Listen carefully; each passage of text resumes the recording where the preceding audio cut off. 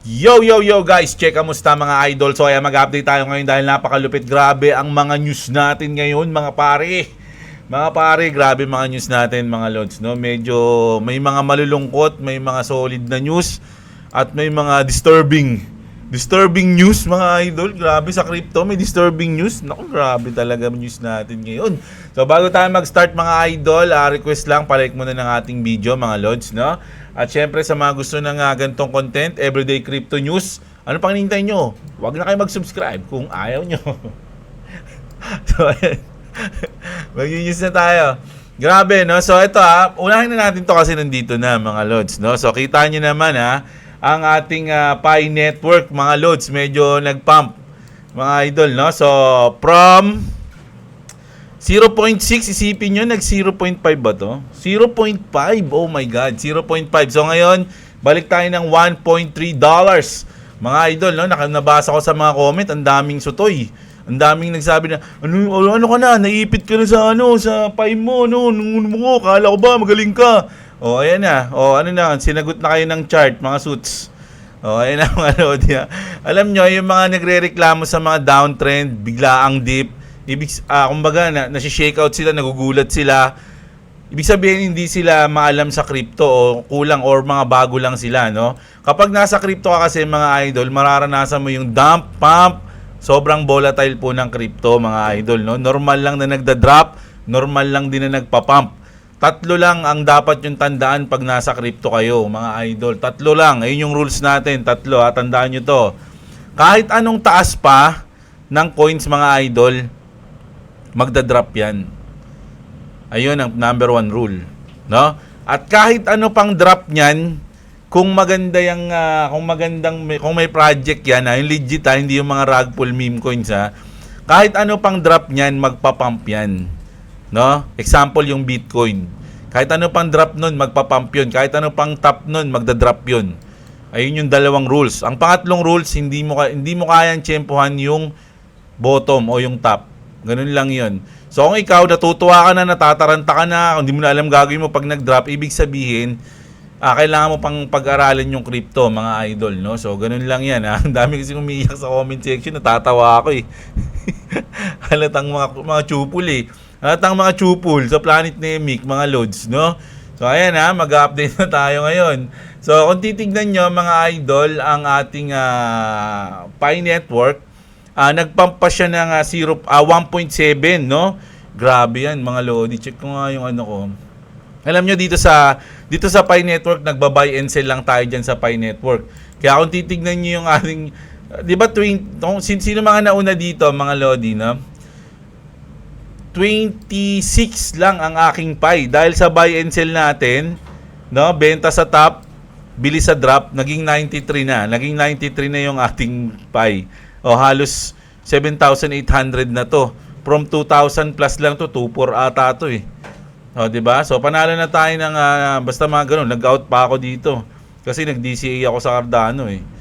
O yan, ito yung mga nabili nating 4 na coins, no? Sa H-bar, medyo talo pa tayo ng 800. XLM, 200. O, sa Telcoin, halos 2,000 na yung profit natin dito. Hindi naman to paper profit lang to. May paperless, may paper profit na. So ano lang to kasi kahit na tumaas pa yan, hindi ko naman kukunin yan eh. Bumaba man yan, mag-negative man yan, hindi ko rin kukunin. So itong ADA natin, 146 lang. So yung Pi Network natin, ayun yung medyo panalo tayo ng 1.5. Pero na-reset na to kasi nag-aano ako eh. Nagba-buy and sell to mga lods eh. No, so ganyan ganyan yung ating sitwasyon dito. No, ang daming kukulit ng mga sutoy sa comment section eh. So ito na So unahin ko na to mga idol, no, kasi may mga nag-post dito. Ito sa Picoin to. Ang caption niya, may isang umiyak lang dito sa alt season na. Pero ito yung na-capture ng aking parang interesting tong sinabi dito ni Setsuna, mga lodi, isang Dragon ni Reka. So ito, sabi niya dito, magkakaroon ng sariling exchanger nga sabi niya rito, ang Pi sa Pi browser soon. Doon yung tunay na presyo ng Pi at malaki talaga halaga. Pansin nyo ba, yung mga nasa exchange, siguro sa exchange sobrang mura lang pero di mo naman mailipat sa wallet mo sa Pi browser. Hindi ko pa to natatry mga Lodi. Makapag-comment na lang kung totoo yung sinabi dito ni Setsuna, ni Setsuna. Ayan, di ba? Yung kumbaga yung mga halimbawa itong Pi network ko dito, pwede ko ba siyang ilipat o hindi ko ba siya pwedeng ilipat dun sa Pi browser? Pwede ko siyang ibalik, no? Kasi ito hindi to galing sa Pi browser, binili ko to dito sa exchange na eh. Kasi yung minamine ko nandun pa rin sa aking cellphone, no? Hindi ko in-out yun eh. No? So, paki-verify na lang kung sa isang mga Pi lovers natin diyan, kung yung mga nabili niyo sa exchange is pwede niyo ibalik sa Pi browser. Kasi sabi niya dito hindi daw pwede, no?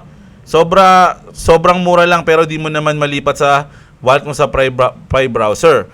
Yung mismong nasa wallet mo sa Pi browser, yun yung malaking halaga. Ayun yung sabi niya dito, mga idol, no? So maraming comment, di ko na binasa yung mga comment dito, pero ano na lang natin kung kasi ito nga sabi nga dito ni Pomo, tama yan boss, pangaralan mo mga trader dito sa Pinas na nag-exist na nung wala pa yung Pi project. Turuan mo sila paano mag-function ang market. Yan, dahil magagaling So inaano lang natin kasi hindi ako magaling mga Lodi, no? Nasa mundo lang trading o ng crypto lang ako siguro since 2021, 2022. So halos mga nasa 3 to 4 years lang ako, mga ganun lang, no? So siguro may mga mas magaling diyan na mas ano bang tawag doon? Reliable, tama ba 'yun? Ano bang tawag din yung dati pinag-usapan natin? May credible. Yung mga credible silang kunan ng impormasyon, no? So ayan 'yun sa atin dito.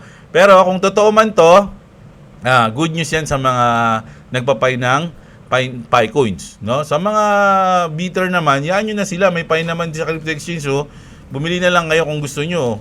Ako nga, ganun lang ginagawa ko eh. Nagbabuy and sell lang ako sa Pi coins, 'di ba? Pag bumaba, bili, pag tumaas, benta. Pero ngayon, hindi pa ako bumibili kasi mataas eh. Pag medyo bumaba to, bumaba ng konti to, bumalik ng ano to. Siguro ang dito na yan. Yan. Diyan, pag bumalik diyan, siguro bibili ulit ako. May ready ako pambili. Ayun, no, meron akong 1,700, ibibili ko to kapag bumalik dun yung Pi coins, mga loads, no? So pwede yan mga lodi.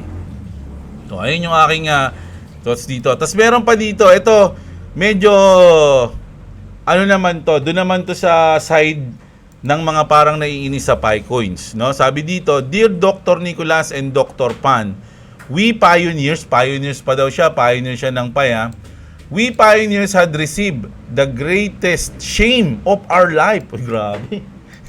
The greatest shame of our life daw. After 6 years of humiliation. May paano ba yun? Ano? Humiliation, no? Paano? Humiliation. No? Ayan, ano ba yan? Mali-mali na yung pronunciation ko dito.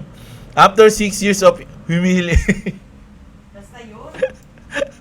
Basta yan. And insult. So, ibig sabihin, yung mga nagmamines kasi ng Pi coins, parang ang kita ko lang dito 6 years nilang tiniis yung mga nagsasabi sa kanila na wala yan, scam yan, huwag na kayo huwag na kayo mga hindi rin kayo, wala kayong alam. Scam lang yan, scam lang kayo niyan, parang ganon. And insult, sabi nga, no? We have our enemy who have never mined accumulated millions of coins at low prices. Parang ang sinabi niya rito, yung mga nan-trash talk sa amin, kami na mga nagmamines ng 6 years na tumanggap ng pang-trash talk, pagdating sa crypto exchanges, makakabili lang yung mga nanta-trash talk sa amin sa murang halaga na $1. Kami, 6 years naming pinarm, pero sila, mas marami pa silang Pi ngayon sa amin dahil nabili nila ng mura yung Pi. Kami na mga pioneer na naghintay na umaasang malaki yung Pi coins na tinanggap yung mga trash talk nila dati, wala. Mas marami pa ngayon sa aming Pi, yung mga bumili ng Pi ngayon na mura na nanta-trash talk sa amin. Parang ganun. If we are in great pain, Dr. Nicolas, why make us wait 6 years. So, ayan yung sinabi niya dito. Sabi ni Ecological GCB, mga idol, no? So, pero siguro kasi, sa akin lang dito, no? Kasi sila, yung mga pioneers naman kasi, syempre hindi nila yung binili, no? Wala silang ginastos, nag-mine lang sila.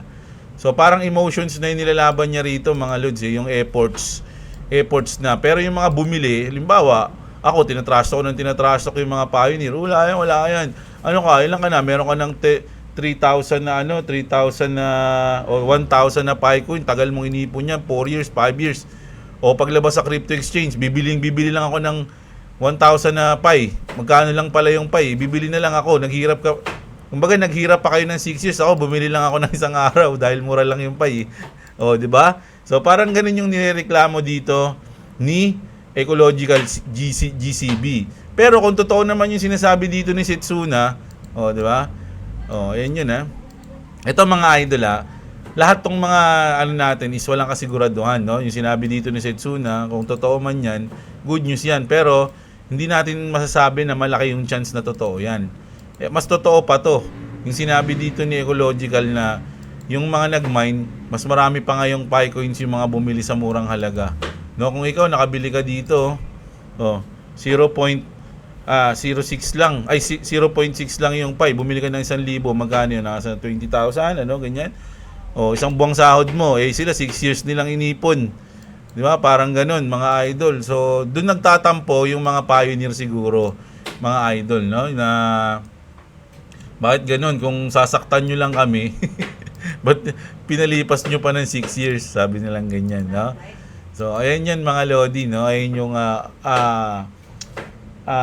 tawag dito, gustong sabihin ng mga pioneers dito, mga idol. Ano naman sabi nyo dyan, mga Lodi, sa issue ng Pi Network na to, no?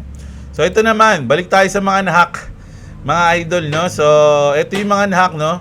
Bybit, Mt. Gox, ayan, 1.3 billion. Pero yung Mt. Gox kasi, BTC kasi yung hinak dito, tsaka nung 2011 pa to. Kung kakalkulahin mo yung BTC na ninakaw dati sa presyo ngayon, mas malaki na dito, 600 billion na ata eh. Ito pala, 62 billion eh, sinabi ni Cici, oh. Mt. Gox is the biggest hack in my world view. 62 billion USD in today's prices. O isipin nyo, 62 billion, ito 1 billion lang to. Kasi Bitcoin yung ninakaw doon, no? And I had a few BTC there. Haven't got anything back yet, di ba? So, yung 647 million na BTC, dati, magkano na ngayon yun? Ito na, 62 billion na. Di ba? So, parang ayun yung sinabi ni Zizi dyan. So, ito yung mga na-hack, no? FTX coin, KuCoin, what pala yung dito, Ronin? Di ba? Ronin Network. Tapos, ito bigla ko natawa dito eh. Kasi, North Korea have announced 1.5 billion strategic Ethereum ETF reserve from the country. Pagkatapos ma-hack ng Bybit ng 1.5 billion, biglang nag-announce yung North Korea na strategic Ethereum reserve sila ng 1.5 billion din na Ethereum. Di ba? Parang comedy. Hindi kasi Lazarus daw talaga mga idol Lazarus daw yung tumira, mga lods, no? Which is based from North Korea yon, no? Bybit hacker burn. Ito naman yung magandang sinabi dito. Burn 42 million worth of CM ETH, no? Burn them all. So parang bini-burn nila yung mga nahack nila, mga lodi. Siyempre, once na ma-burn yon, bawas ng supply, no, di ba? Alam niyo na. Bybit says they are taking loans to cover withdrawals, no? So, pero ngayong atang mga oras na to, okay na daw po yung Bybit, mga lodi, no? Wala na kayong mag-alala, okay na daw sila, mga idol, no? Tapos ito naman, ito medyo interesting kasi to. Sabi dito, blinking Morse code message from Bybit founder. This man is clearly blinking a secret message in Morse code. If any expert can please help encode the message and post it below. Parang ito sinasabi niya, kasi di ba papikit-pikit to?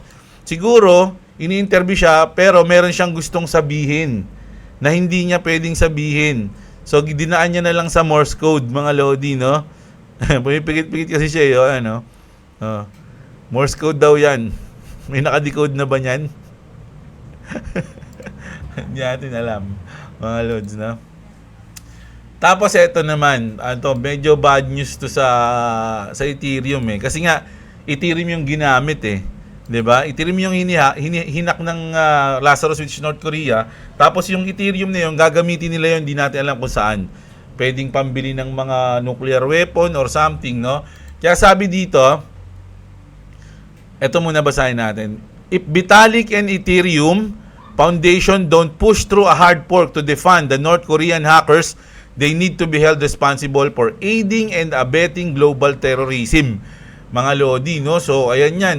Kasi kung kaya namang i-frost, no, ng nila Vitalik yung nahack na Ethereum para hindi na magamit sa kung saan man, dapat gawin daw nila yon. Vitalik is caught in a nightmare he can't win. Roll back the chain and Ethereum proves it's centralized. Do nothing and Ethereum funds North Korea terrorism and will suffer brutal OFAC sanction. Either way, Ethereum is finished. The only question is how fast it collapse. Alam niyo mga Lodi, once na bumagsak tong Ethereum, kung sakali lang totoo yung sinasabi nila, ang daming coins babagsak mga Lodi. Yung SHIB nasa Ethereum yun eh. Yung Doge ba nasa Ethereum? Check ko nga. Check ko nga yung mga coins ko. Yan, baka mamaya anong chain ba to? Wala. Doge yun lang. Yung sa SHIB kasi, may kita mo naman kung saan siya naka-chain, mga Lodi. Ito, Ethereum ecosystem yung SHIB, di ba? So, may kita nyo yan. Meron ding Solana ecosystem, di ba? So, yung mga naka-chain sa Ethereum, baka maapektuhan yun once na malaglag yung Ethereum. Di ba? So, yun ang natin. Yung Ron Coins, alam ko sa Ethereum yun eh. Yun ang anuhin natin dyan, mga idol, kung ano mangyayari. No? Tapos, ito na yung pinakamalupit na news natin, mga idol. Grabe to. Ex-user die by, basahin nyo baka kasi hindi, bagay YouTube kasi, baka maano ko yun. Ayan sipin nyo, online niya ginawa, online live stream siya na ganito, mga Lodi, no? After losing money in meme coins. Sabi dito, a 20-year-old man died today live on X after allegedly using his last $500 on meme coins. So yung last na $500 niya, mga Lodi, binet niya sa meme coins and then nag-rug pull yung meme coins na yon. So wala siyang pera, ubus na. Before pulling the trigger, he told viewers, if I die, make me a meme coin. No? So ayun yung sinabi niya bago siya magpaka-deads, no? So sabi dito, on this third attempt, kasi tatlong kalabit yung ginawa niya, mga Lods eh. On this third attempt, the gun fired, killing him. Minute after his death, maraming meme coins na lumabas based sa pangalan niya. May pangalan siya eh, medyo kasi yung pangalan niya, may mura eh.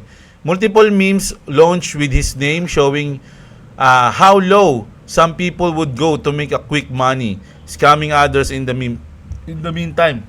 So isipin mo, sinong matinong tao yung sa bagay, isasabihin nila, hindi, sinunod lang namin yung last wish niya eh, na gumawa kami ng meme coin, alang-alang sa kanya. Pero di ba, kumbaga parang tama ba yun? Kumbaga, kasi kikita kayo ng pera. Kaya nga sabi dito, showing how low some people would go to make a quick money scamming others in the meantime. Online post suggests he was struggling with mental health, a recent breakup, and losing his last $500 in a meme coin scam. No? So, ayan mga Lods. No? Sinearch ko nga, marami yan mga Lods. No? Ito pa isa. Basahin lang natin to. Sabi dito, ito nga yung pangalan niya. No? A trader, I'm really poor. Ito si Mista. Ayan. Mista FU. Invested his last 500 into Solana JPEG coin, hoping for win. A coin rug. His money was gone in a seconds. No, isipin mo $500, wala na agad. In a DM of Blockchain Boy, he wrote, I just put my last 500 in and dragged me and got drugged. Feeling hopeless, he went live on Twitter playing Russian roulette with his life. Tragically, he loaded the chamber, pulled the trigger once, then 3 more times. No, 3 beses niya kasi kinalabit. Yung pangatlo, Yun na, no? Ito yung last words niya. If I die na right now, turn this into a meme coin. Grabe, mga lodi, no? So, yung video, meron dito sa Twitter kaya lang huwag na natin i-play, no? Basta yun na yun, ginawa niya, mga idol, no? So, grabe na yung nangyayari. Isipin nyo, mga idol, ganun ka-toxic. Kaya nga sinasabi ng mga iba, hindi para sa lahat yung crypto, Kasi kung mahina talaga yung loob mo, mga lodi, wala, maubos yung pera mo. Tsaka ito lang sasabihin ko, yung mga content creator, mga lodi, tulad namin, tulad na ganyan, hindi kami mayaman. Kumbaga hindi malaki yung pera na kunyad dahil nagki-crypto ka, may pera ka. Walang ganun. Kasi sabihin na natin, ipakita ko sa inyo ngayon na meron akong 500,000. Baka bukas talo na yun sa trade. Mabilis lang yun, mga idol, no? Nangyari na nga sa akin yun, mga idol, Isang araw lang, kumbaga, nag-trade ako, pinilit ko, kumbaga nag-ano ko nag-reverse trading. Nag-reverse trading ako, mga idol, talo ko ng mga 150k sa loob ng isang araw. 'Di ba? Ganun. Pero pwede ka ring manalo ng mga 100k, 50k kung sa tsamba mo, kung swertihin ka. 'Di ba? Kung talagang maganda yung araw mo. Kasi kahit gaano kagaling na trader sa crypto, mga lodi, is natatalo yan. Mga lods, depende sa ano yan. Depende sa emosyon mo. Ganun. Yun yung totoo. Kahit na gaano ka kagaling mag-trade, mga idol, pero ang kalaban mo is yung emotions. Kaya nga, may kasabihan na don't trade with your emotions Kumbaga ganun. Kasi nga ayun yung tatalo sa iyo, kakainin ka rin, magiging greed ka, magiging ganto ka. Kumbaga panalo ka na, naging greed ka pa, patagalin mo, baga natalo ka pa. Parang sugal, di ba? Ganun. So yung mga content creator tulad namin, ganyan, wala. Kumbaga isipin nyo, uy, big time si may ganito. Wala yun, baka nga isang linggo, wala na yun. Bus na sa trade yun. Kumbaga, umiikot lang yung pera, mga lodi, no? So, yun lang. Kumbaga parang sa akin kasi kung yung mga ganitong tao, may hina yung kanilang mga kalooban, hindi sila para sa crypto. Kaya nga sabi nga, 'di ba? Hindi para sa lahat, mga idol, no? Kasi ganun din yan Kung totodo ka, halimbawa ako, naranasan ko 'to ng mga nakaraan nagtodo ako sa isang coins ganyan. Tinodo ko lahat. 'Di ba? Tumaas. Ay hindi, pataas yung coins, no? Pataas yung coins. Halimbawa dito, ayan. Andito na humabol ako. So lumipad. Pero ang goal ko pala long term. So hindi ako nag-take profit dito. Ang nangyari, bumaba pa siya dito. So talo na agad ako. Ngayon biglang nangailangan ako ng pera. Pambayad ng kuryente, pambayad ng tubig, pambili ng ulam. 'Di ba? So ang gagawin ko, wala akong choice kundi kunin ng patalo. Babawas ako dito. Dito ako naglagay. So talo na agad ako. Di sana kinuha ko na lang nandito pa sa taas. Maraming situation mga lodi, na hindi umaakma kapag nagki-crypto ka. So mas maganda kung may strategy ka. Tsaka dapat yung you can afford to lose lang talaga yung ilalagay mo. Kasi kung totodo ka, nangutang ka, na ganyan ka, uhugutin mo rin yun pag kinailangan mo ng pera. So wala, 'di ba? Kumbaga mahirap, mga lodi, kaya hindi madali maging trader. Kaya itong nangyari dito kay Idol, hindi na siguro talagang hindi niya nakinaya, 'di ba? So rest in peace na lang, Idol, no?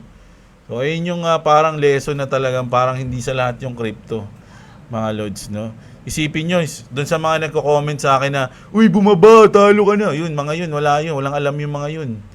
Mga ano lang yun, mga sutoy-sutoy lang yun, mga lodi, no? Ganun lang yun, mga lods, no? Ibig sabihin, bago lang sila. So ito naman, ayun kasi yung pinaka main news natin ito talaga ako nakakatakot yung mga ganito Isipin mo, kakilala mo yan, no? 'Di ba? Kasama mo, tropa mo nagti-trade, 'di ba? Tapos ginawa niya yan, tapos dumating din sa point na naubos ka rin. Baka maisip mo siya, magaya mo siya, 'di ba? Nako. Mahirap 'yan. Kumbaga, sabi nga dito, if you're going through a tough time, please talk to someone. Seek help A coin come and goes, but life doesn't. Tama yun, mga Lodi, no? Kahit na maubos na yung pera mo kaka-trade, yung market nandyan lang yan, mga Lodi. Hindi natatapos yung market 24 hours sa crypto. No, kaya wag kang mag-alala. Halimbawa, minsan kasi may mga nangyari hinahabol eh. Katulad ko, na ilang beses kong ginawa yun. Halimbawa, eto, dito na, uy, pataas na, hinabol ko na nga. So, ayun na nga, hinabol ko. Kailangan makasama ako dyan. Tapos pagka pasok ko, biglang bumagsak. Hindi ko na lang hinintay. 'Di ba? So, kumbaga, ilang beses kang bibigyan ng chance, no, ng market para pumesto, wag ka lang mainip. Ganun 'yun. Kasi yung iba kasi nainip, gusto agad manalo, gusto agad ng pera, walang kahit anong plano, 'di ba? So, sa trading importante 'yun, yung tamang timing kung saan ka papasok, mga idol, no. So, once na nagti-trade kayo, may experience niyo 'yun, mga lods. Ilang beses ko na nangyari sa akin 'yun. Yung mga profit na naging lesson learned pa. Ilang beses na 'yon, mga idol. So, kailangan may experience din talaga, mga lods, no? So, ito daw yung reason kung bakit naunang i-settle yung Coinbase kaysa sa kaso ng Ripple, no? Kasi pansinin niyo unang nakasuhan yung Ripple. 'Di ba? Tapos sumunod na marami na sa kanilang sumunod yung mga iba. Pero ngayon, mas naunang nadidismiss yung mga huli ng nakasuhan bago sa Ripple. Ba't ganun? Diba? Sabi dito, on Ripple, as notes, it's more procedurally complex than Coinbase because they already have an order from Judge Torres at the district level to pay $100 million penalty.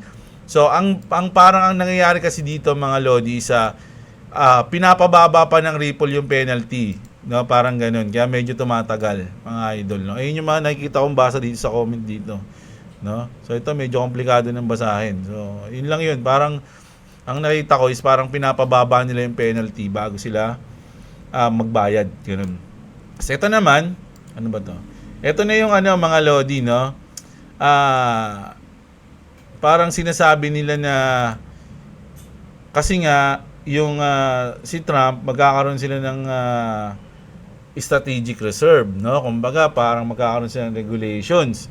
So, ang laging sinasabi, ina-announce ng mga nakaraan is mga US-based coin, mga Lodi. Pero, marami nagsasabi, lalo na yung mga Bitcoin Maxi na dapat Bitcoin, dapat Ethereum, dapat ganun. Pero kung titignan nyo sa nakalist, mga Lodi, wala namang Bitcoin si BTC kasi hindi siya US-based crypto. No? Check natin dito. Check natin sa categories. Dito na mismo sa sa CoinGecko. So, nakalagay dito, made in USA. Oh, nakita nyo ano pa yung mga base. Andito yung Picoin, mga lods. Saan na yun? Hindi kasi nakalista yun eh. Mga lods eh. Pero kung ibaba ko yan, US made by USA, di ba? Pero nakita nyo yung logo ng Picoin. Ayan, dyan siya. So, ibig sabihin yung Picoin, based din siya sa USA. Anong number 1? XRP. Walang BTC, walang Ethereum, di ba? Solana, ayan, yung mga US-based coin. HBAR, Ondo, Apto, syempre yung Trump coin, Algorand, Render. So, ayan sila. Ayan yung mga US-based coin. Sila yung mga pre-tax, no? Once na ipasa na yung batas. So, kung titignan nyo dito, wala yung BTC kasi sinasabi nila China daw. Ethereum daw, Russia. Di ba? Russia ba to? Bansa ba ng Russia to? O, basta yan. Pero yung XRP is USA. Mga idol, no? So, ang dami kasing nagtatalo dyan, mga idol. Siyempre, marami ring malulungkot, lalo na yung mga Bitcoin Maxi. Ako, sinasabi nila, galit daw ako sa Bitcoin. Pero hindi, men. Sinabayan ko lang yung hype nung magtatalo ng dalawa. Pero pares kong gusto yan. Wala lang akong BTC ngayon, pero bibili ako niyan soon. No? Ito na. Sabi naman dito, mga Lodi, ito na. To settle the debate once and for all, I asked ChatGPT which is the better cryptocurrency digital asset and why. The answer, let's just say it was spot on. Don't sleep at this one. So, tingnan natin kung ano yung sinabi sa kanya ni ChatGPT. ChatGPT, there's this whole entire debate regarding Bitcoin versus XRP and the XRP ledger and which one is better. Can you explain to me which one is a better cryptocurrency digital asset and why it is better? Alright, let's break this down in a way that's easy to get. Both XRP and Bitcoin are big players in crypto, but they've got different missions. Bitcoin, created back in 2008 by Satoshi Nakamoto, was supposed to be a digital cash system, something you could use to buy coffee or send money without needing a bank. But over time, it became slow, expensive, and not really practical for everyday payments. So, instead of digital cash, people now see Bitcoin as digital gold. Dito sangayon ako dito mga lodi, no. Bitcoin, ano na siya, store of value na siya mga lods, no. Digital gold na siya kumbaga. O ikaw ba bibili mo yung gold mo sa tindahan, di ba? So parang yung Bitcoin ngayon is para na siyang pwede mong ipamana na ano ba tawag sa mga ganun, boss? Yan, nag-imba ka ng gold. Investment na ano, 'di ba? Na ganun. So, hindi na siya yung ibibili mo siya sa tindahan, gagamitin mo siya para makabili ng something na gusto mo. No, parang collection din. Store of value you hold onto, not something you spend. Oh, Now, XRP, that's a whole different story. Built in 2012 by David Schwartz, Jed McCaleb, and Arthur Brito, XRP was designed to move money across borders in seconds, with low fees and without the energy-hungry mining that Bitcoin uses. The XRP ledger, XRPL, can handle 1,500 transactions per second, and it's scalable up to 65,000 TPS. Compare that to Bitcoin's average of 7 TPS. Sabi nyo, 65,000 TPS versus 7 TPS lang. Grabe naman yun, di ba? And you see why XRP is built for speed and utility. Plus, the XRPL isn't just for XRP, it's a platform where developers can tokenize assets, build decentralized apps, and run smart contracts. It's fast, energy efficient, and scalable, making it perfect for the future of global finance. So, why did Bitcoin fail as a P2P currency? Simple, it couldn't scale. Imagine buying something online and waiting 10 minutes or more for the transaction to confirm, plus paying high fees. That's not practical. While solutions like the Lightning Network try to fix this, they haven't reached mass adoption. But here's where things get interesting. Bitcoin could actually thrive if it were integrated with the XRP ledger. Yun, ang maganda ron. Pag yung Bitcoin nag-integrate sa XRP Ledger, mas bibilis, mas gaganda mga lods. Imagine Bitcoin moving as fast and cheaply as XRP while still holding its value as digital gold. Developers could tokenize Bitcoin on the XRPL, like wrap Bitcoin on Ethereum, giving Bitcoin the speed, scalability, and energy efficiency of XRP's network. That would be a game Tuntua si Idol eh, no? changer, combining Bitcoin's brand power and scarcity with XRP's tech. Bottom line? For payments and real-world use cases, XRP takes the crown. For storing value, Bitcoin still leads. Store of value, malinaw yan. Bitcoin. But if Bitcoin ever runs on the XRPL's rails, we might just see the best of both worlds. Ooh, let's go! And this is why it's so important to know what you hold. Pangas ng tattoo niya, no? XRP. Grabe. So, ayun mga lods, no? Ayun yung ating news ngayon, mga idol, no? Which is uy, magkano na? Oh, refresh natin. 1.5 2.4. Inalitan niyo yun? 1.5 naging 2.4. Oh, panalo na agad tayo 1,000. Oh, mag-8,000 na yung ating Pi network profit, no? So, grabe. Ganun lang, spot lang yan, mga lodi. No, kung nakaraan mababa yan, tuwa yung mga sutoy, baba na nga naman, naipit ka na. Ibig sabihin, mga walang alam yung mga yun, mga lods, no? So, ayan. Ayan na. Kita nyo na live, ha? So, itong Pi Network, mga lodi, hintayin natin kung malalampasan nyo yung all-time high niya na. Oh, ba't to lang dito? Di ba nag-3 to? Nasaan ba ako? Nasa futures pala ako. Okay. Sa spot kasi yun eh. Pero sige. Hindi ito yun eh. Hindi ito yun mga lods. Ito. Ito tayo dito sa trade.